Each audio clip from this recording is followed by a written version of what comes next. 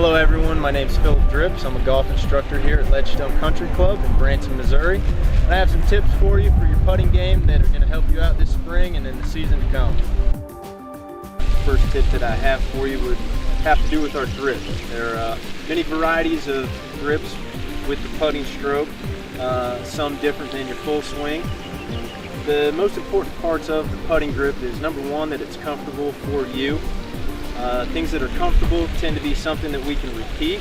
So something comfortable there and repeatable is one of the keys to having a solid putting stroke. So experiment with some different ways of placing your hands on the golf club, different varieties. Try your left hand low and go ahead and practice making some strokes with that. Again, try to find something comfortable that you can repeat.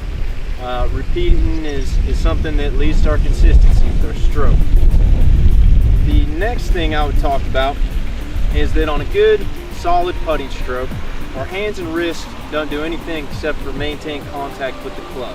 We're going to use our arms and our shoulders as, you can think of it as the engine, as the motor. So my hands and wrists, they're going to stay very quiet and very still through the putting stroke. So I want to just rock my shoulders back and forth. The biggest thing that I see with amateurs today is that they have too much hands and wrists. So for them, that turns into their engine, and they take little swings at the ball like that. This leads to inconsistencies across the putter face where you're making contact with the ball.